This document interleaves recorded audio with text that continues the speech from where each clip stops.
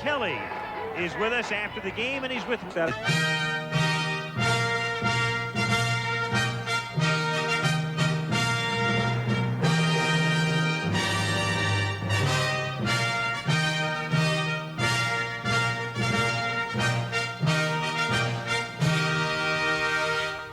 15th Olympic Winter Games has been brought to you by Jeep, official sponsor of the 1988 U.S. Olympic team.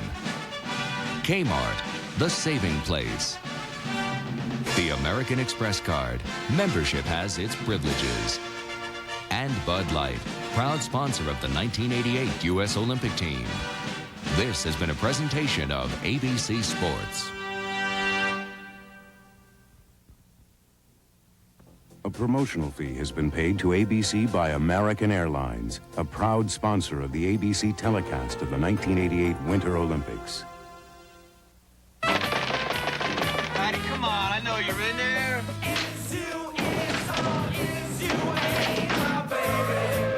You're upset. You're upset. You are upset.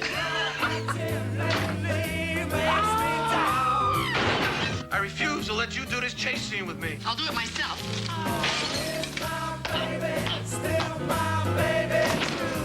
March is for moonlighting and you. Tuesdays on ABC.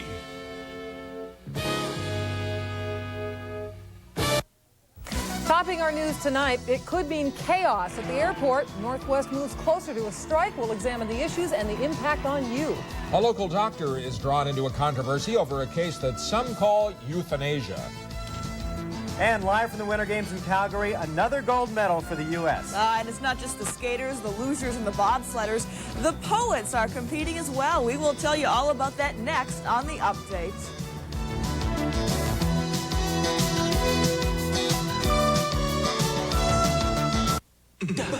We're gonna bring on the beef, spread on the cheddar. McDonald's cheddar melt. First we bring on the beef, spread on the cheddar. Bold and saucy, much better now. Grill up the onion, stack it on a rye bun. Cheddar melt. It's for a limited time, so come on, all together say. Bring on the beef, spread on the cheddar. It's a good time for the great taste of McDonald's cheddar melt. For a limited time. If you're an owner of an import car, Chevrolet has some valuable news for you. If you add up all the features and qualities of the new Chevy Nova, then subtract $1,200 cash back that Nova now offers, you come up with the only answer for your next car, Chevy Nova. The heartbeat of America, that's today's Chevrolet. Just a little piece of mind. Give me some peace of mind. You can find it in a quiet moment or in a child's laughter. And now you can find it in a health plan. Everybody wants peace. Preferred Gold. From Blue Cross and Blue Shield. You're watching KSTP-TV, Minnesota's News Channel 5. Live from Minnesota's News Channel, KSTP Channel 5. Stan Turner, Ruth Spencer, Dave Dahl, and Mark Curtis bring you the Eyewitness News Update. This is what it looked like the last time a union struck Northwest Airlines. This was June of 1982 when the Machinists Union walked out for 27 days. Now the threat of a strike looms once again. Good evening, everyone, and it could come as early as this Friday night. Yes, 94% of Northwest's flight attendants voted to strike next Friday night at 11 o'clock our time, unless bargaining progress is made this week. Now, they're part of the Teamsters Union, and at this news conference, they said that after a year of talks, they are tired of waiting for a contract. Northwest employees will not accept concessionary contracts in the midst of record profit and record management pay increases. Northwest officials say they are confident an agreement can be reached by Friday night, but in the event of a strike, they say they can staff most flights with management workers and new attendants who are now in training. And if there is a strike, it will have some impact on you, the traveler. And at a rally tonight in Bloomington, the flight attendants made it very clear they will strike if they have to. Dave Andrews begins team coverage tonight on the possible strike and its likely effects.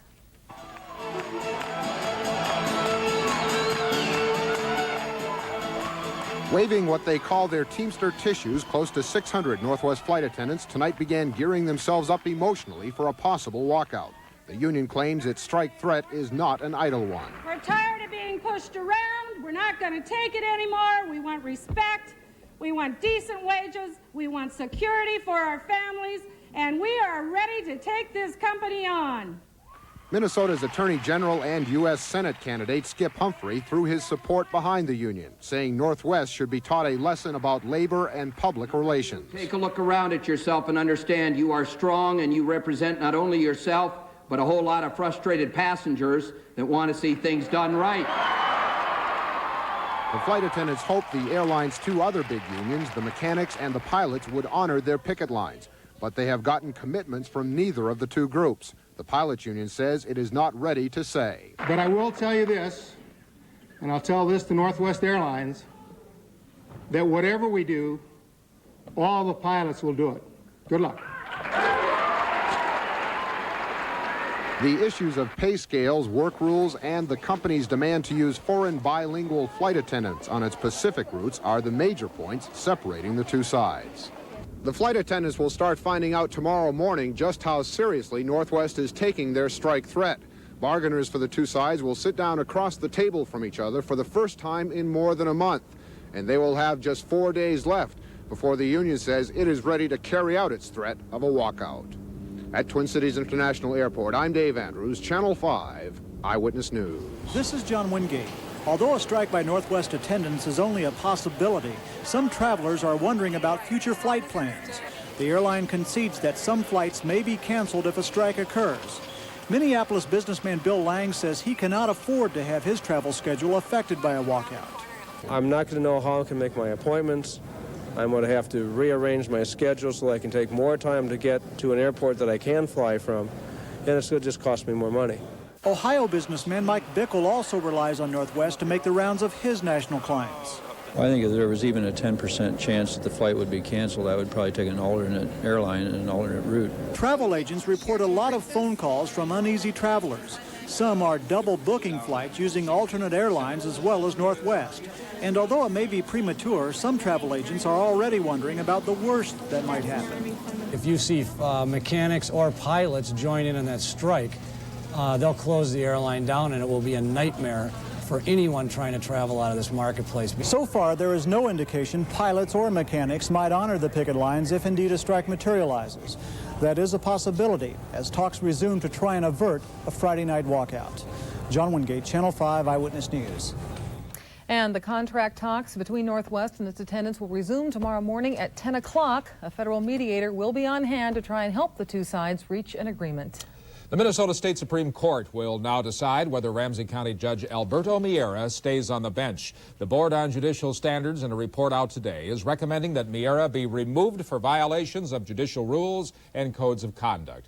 You might recall that in 1986, Miera lost a civil suit to the court reporter who claimed Miera made sexual advances. The board cites that case and offensive remarks it said that Miera made. Miera has been on leave since January, and his lawyer says he is out of town, not available for comment right now. He will have a chance, though, to argue his case at the Supreme Court before the court makes its final decision on whether to remove him or not.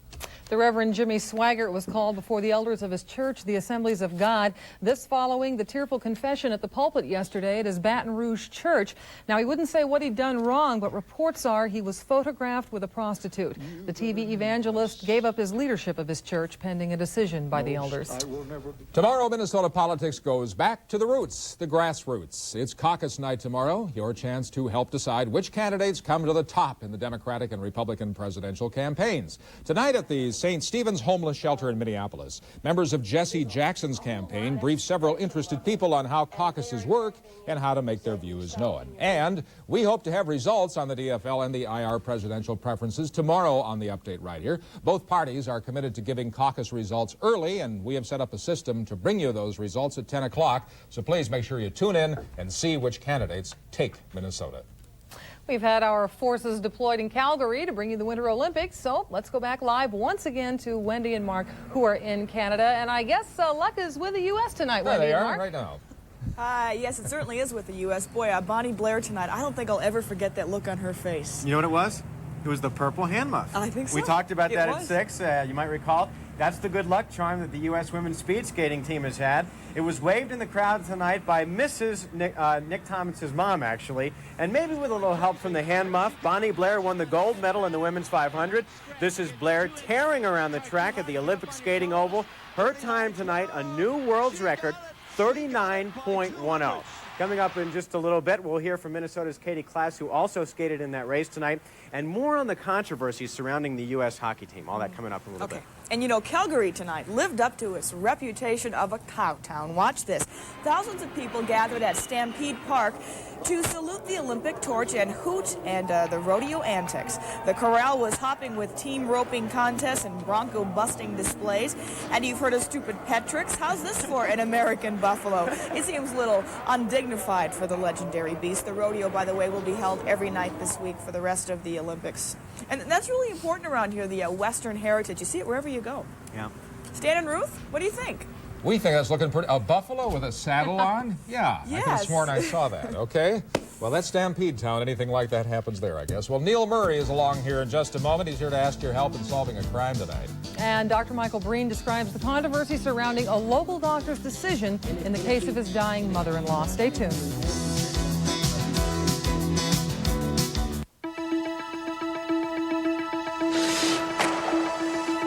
Great rewards always come from giving it your best. And that's understood around the world. And at your local True Value hardware store, where you'll find a complete selection of dependable 3M tapes, long-lasting General Electric lighting products, and a full line of top-quality True Bond adhesives. And make True Value hardware your store of first choice. With a bank, you have your choice of checking or savings. With a relationship at First Banks, you have your choice of checking, savings, mutual funds, tax-deferred annuities, government securities, the services of a complete discount brokerage, and someone to help you make the right choices. Why settle for a bank when you can have a banking relationship?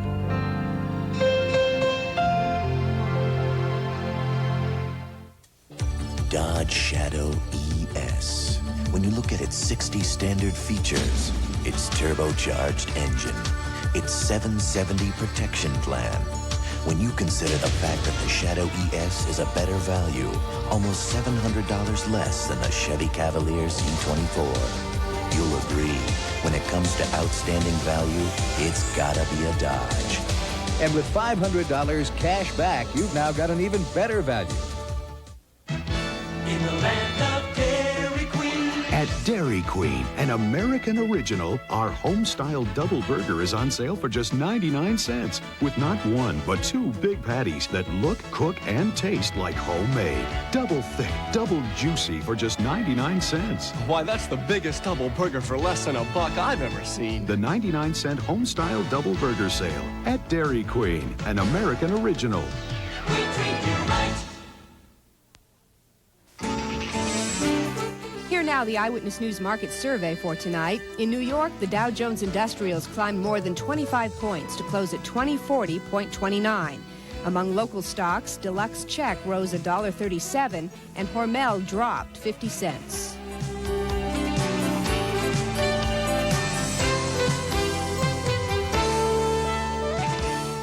A local doctor says that he hastened a patient's death by ordering her to get a large dose of morphine. And with that, Dr. Ronald Cranford has now become part of a nationwide debate. As Dr. Michael Breen reports, that debate heated up last month when another doctor published a first-person account of a mercy killing.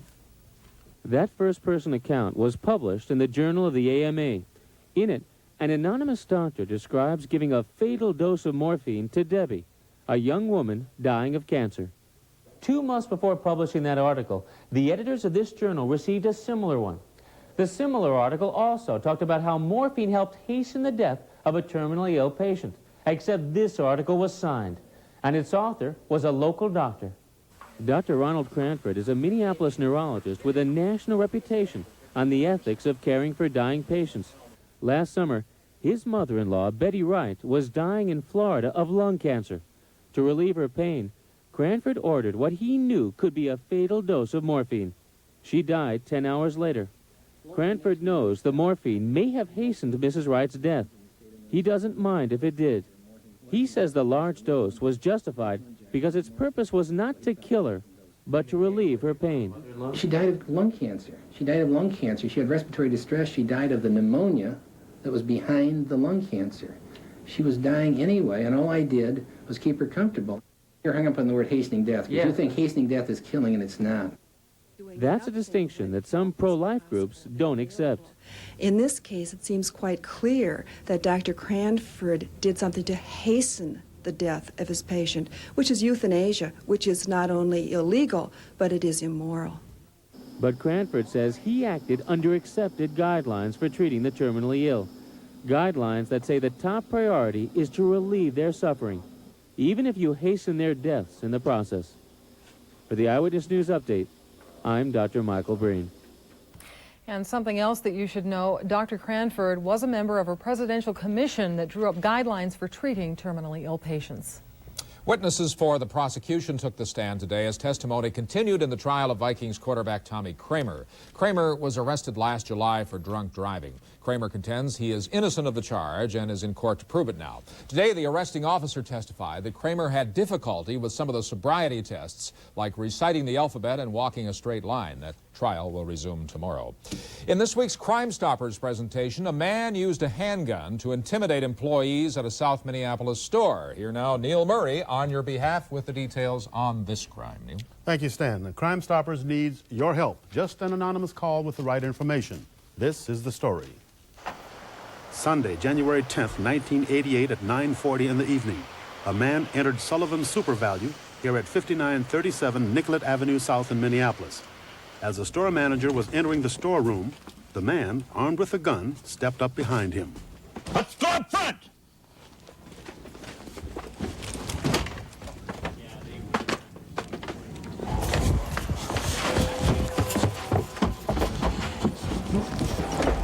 Get on the floor! Buddy, move. Stay down there, too. According to witnesses, the suspect may have left the area driving a late model Chevrolet Caprice Classic. The suspect in this case is a white male, about 50 years old, 5 feet 9 inches tall and weighing 150 pounds with medium build. He was wearing glasses and had curly graying hair. At the time of the robbery, he was wearing a tweed flat cap, faded jean jacket, blue jeans, and tan old desert-style boots. He was armed with a short-barreled blued revolver with wooden grips. The suspect reportedly spoke with a southern accent. I'm Crimestoppers Officer George Hayes. The man that committed this armed robbery is armed and he's dangerous. Help me get him off your streets. If you know him or have information regarding the robbery, call me at Crimestoppers by dialing 45-CRIME. There is a reward of up to $2,000 for the right information leading to the arrest and formal charging of the suspect in this case. Now, you be a Crime Stopper in your community. That's right. You can remain anonymous, too. Yes. You've got the goods on this person. Thank you, Neil. Yeah, thanks, Neil. We have late word in right now from the Elk River School District. The Teachers Association tells us that they are now officially on strike and will not show up to their classrooms tomorrow. This strike affects some 6,000 students in that district. No new talks have been scheduled, and we are told that classes have been canceled for tomorrow. For more information, you should probably call the school district tomorrow morning. Dave Dahl is here in just a moment with Tuesday weather. And just a bit later, we take you back to Canada for the most cerebral competition now underway in Calgary.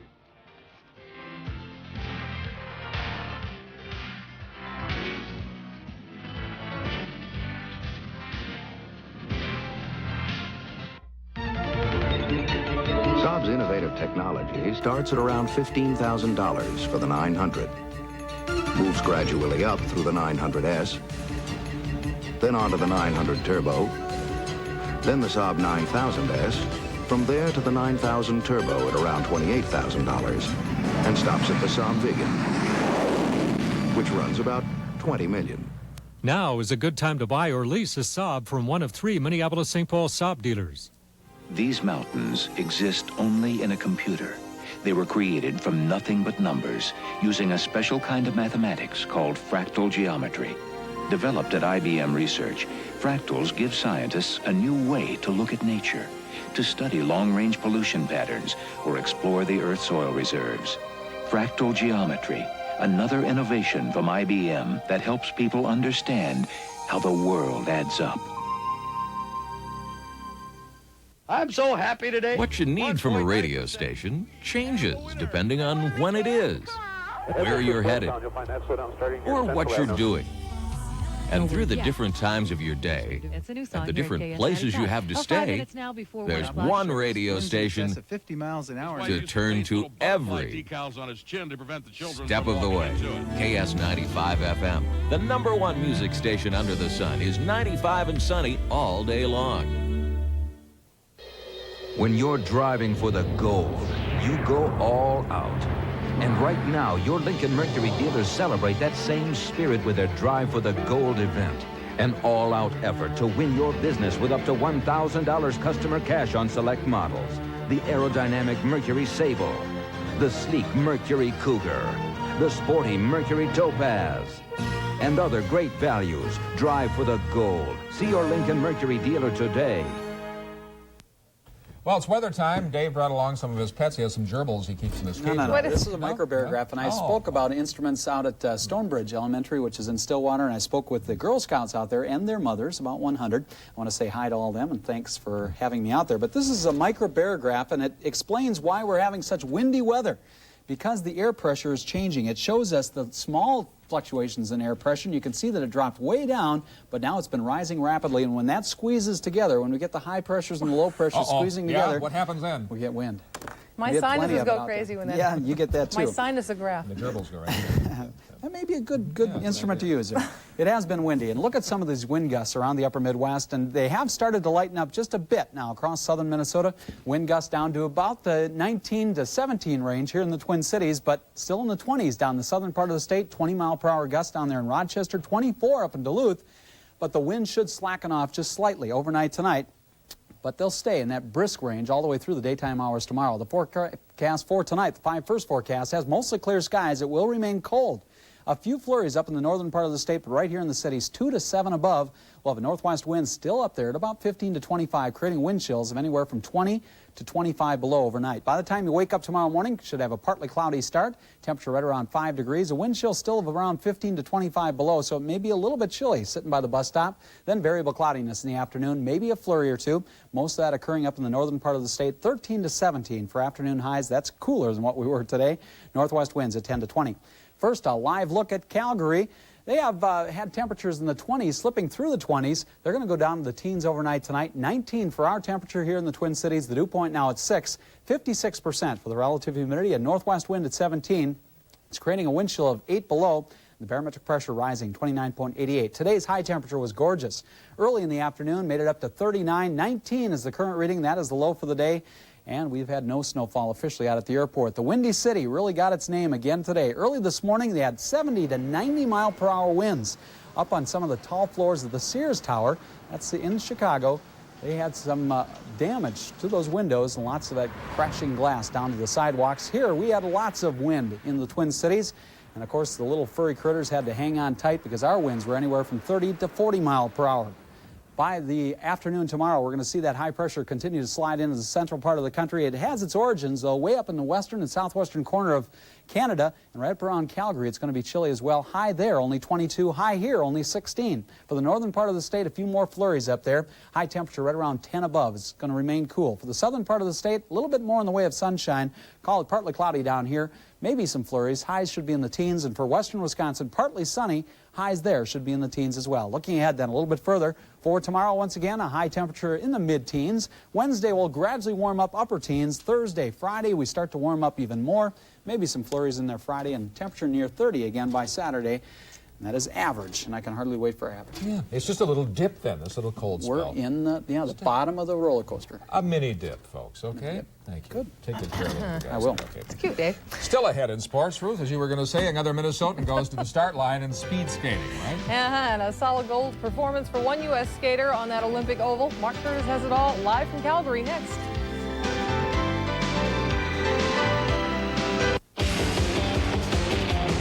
Introducing the all-new Oldsmobile Cutlass Supreme. Four-wheel disc brakes, a multi-port fuel-injected V6 engine, four-wheel independent suspension, and aerodynamic styling even the wind can't resist. In short, the new Cutlass Supreme is not your father's Oldsmobile. The Drug and Alcohol Test, brought to you by Care Unit. More than half of all Americans receive at least one prescription drug a year. The average is 7.5 per user. Can prescription drugs be harmful? The answer after this. If you have a drinking problem, you probably have a disease. A progressive disease that weakens the structure of the family, that undermines the love that's the foundation of the family, that can tear the family apart and destroy everything you built together. A progressive disease called alcoholism. So next time you feel like reaching for a drink, reach for the phone instead. Call Care Unit. Nobody cares the way we do. Up to 90% of all outpatients make mistakes in the way they take their medicines, and some prescription drugs can be highly addictive. Prescription drugs are strong medicine. Misuse will get you a failing grade on the drug and alcohol test. Hey, you ready? I'll be right out. I see your priorities haven't changed. You notice my new Fisher system? Yeah, I suppose it's got everything. Yeah, hi-fi VCR, stereo TV, dual cassette deck, 240 watts of power. The disc player holds 5 CDs. Okay, how much? Hey, I'm a financial advisor. I went to Best Buy and bought it right. Come on, Dave, how much for the Fisher? Hey, I rent those skills for a living, Stu. Make an appointment. Let's take you back to Calgary now for more Winter Olympics coverage. Live on News Star, and Mark, yay, we struck gold again. Did it for the second time tonight, Ruth, this time in speed skating, as Bonnie Blair captured the gold. Now, we'll get to that in just a second, but I want to get back to this hockey situation. We were talking about it at 6. Team USA, the basic question was, just how prepared were they coming into these Olympic Games? They lost to West Germany last night, and in doing so, were knocked out of contention for a medal. And after the game, Coach Dave Peterson took some pretty tough questions. You had 3 forwards behind the net, not in front. There was no organization in the 5 players. You can write whatever you like. You have the right. I'm not going to answer that question. If you want to give a lecture, come up here. Now I want to ask you, what did you practice with this team? What system? Obviously, we did nothing for 60 games. We just went out and played for the fun of it. But write whatever you like. I'm not going to answer that question. It's stupid. Dave Peterson obviously very frustrated. The team comes in here with high hopes of at least making it to the medal round. Instead, they come away empty-handed. Let's go to Rob Lear now. And Rob, as frustrating as it must have been for Dave Peterson, for the players who spent so much time and effort, it had to be devastating coming away like this.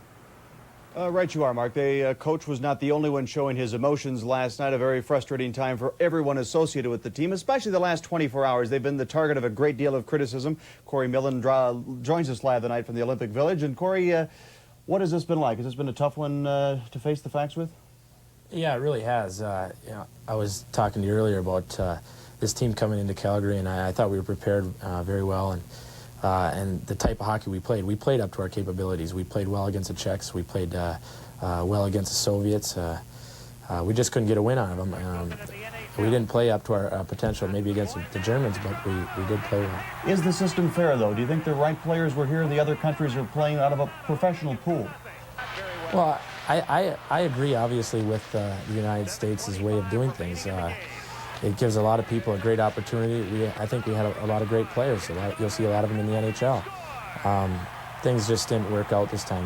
We played well, but obviously we might not be at the the level that the Soviets are. So no regrets in terms of what the country produced in terms of results here? No, not at all. We did the best job we could. We played as hard as we could, and it's just too bad that things didn't turn out right.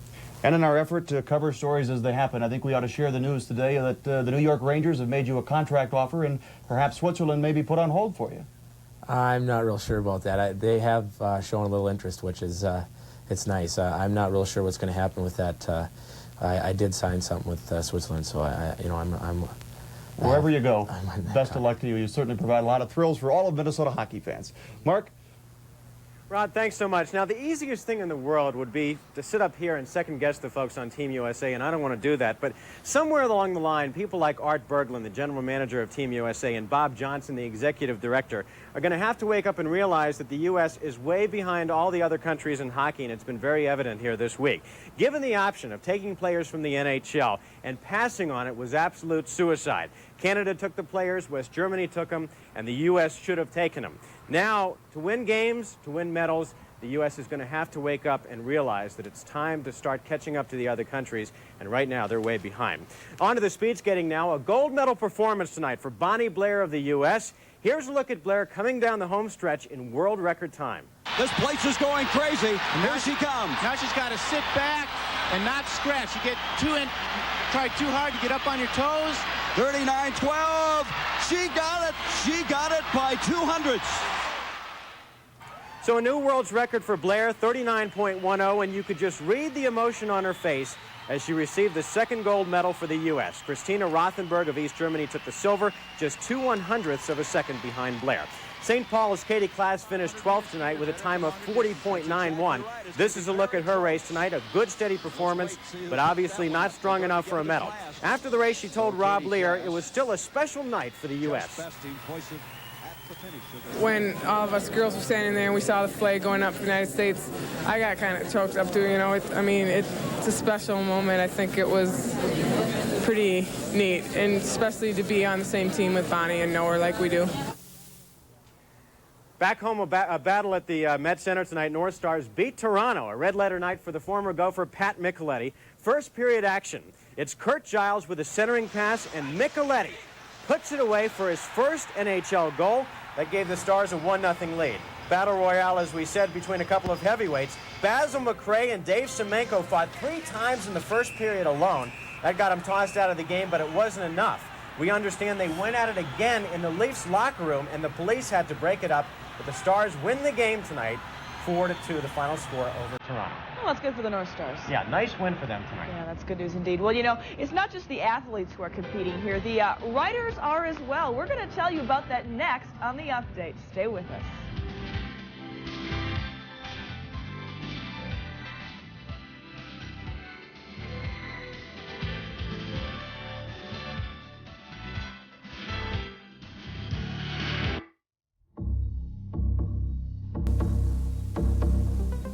But they're just excuses. I mean, excuses, they don't mean anything to your thighs, okay? Excuses is not going to lift up your butt. You know, you've got to get out there and do it. So I am sympathetic. I know about putting it off, but you have to think of it this way. I'm out there doing it every day. So if that's an inspiration, just know that if you're doing it, I'm somewhere doing it. Join U.S. Swim and Fitness right now, only $24 a month for 18 months. Here we are again, Chevy and Ford, side by side. USAC tested them for performance. Standard half-tons with the best automatics and half-ton payloads. Results? The full-size Chevy beat Ford. Beat them in acceleration, highway passing, pylon course handling, level and uphill trailer towing acceleration. So how does Ford stand up to the Chevy with a Vortec V6? Still not very well. Get new lower prices and $500 cash on many new CK Chevys now. That's today's Chevy truck. Here to rent a TV? Rent to own. In just 2 years, this is yours. 2 years? At Remco, I can own in 18 months or less. Wait, Remco won't have this beauty. You got that right. You know, Remco's got top name brands with affordable payment plans. Do you guarantee same-day delivery? Lady, for all that, you'd have to go to... Remco? Remco, yeah. TVs, stereos, appliances, furniture, it's all within your reach at Remco. Call now. Welcome back to Calgary on a very chilly Monday night. You know, it's not just the athletes here in Calgary who are getting a workout. There's something else going on here that's pretty interesting as well. It involves the Calgary Arts Festival, the Olympic Arts Festival, and all this has sort of brought new meaning to the phrase artistic competition. Well, Catherine Smith is standing by live, and she's going to tell us all about this. Catherine. Wendy, usually when we think of artistic creation, we picture an image of someone who takes time to create art. Well, at a disco here in downtown Calgary, the Olympic Arts Festival gave a group of artists a chance to compete just like athletes, creating art under the gun. Poets? They call it the Poetry Sweatshop. 12 of the best from all over Canada who are willing to see what they can create in just 1/2 hour. Each poet will be given a pen, a blank piece of paper, and a thesaurus page. From that page, the poets choose a word, and that word becomes the title and focus of their poem. Then the clock starts. 5, 4, ready, set, create, yeah! And for the next 30 minutes, amidst the hubbub of the audience, the poets create. Along the way, there's some fingernail biting and some pen biting.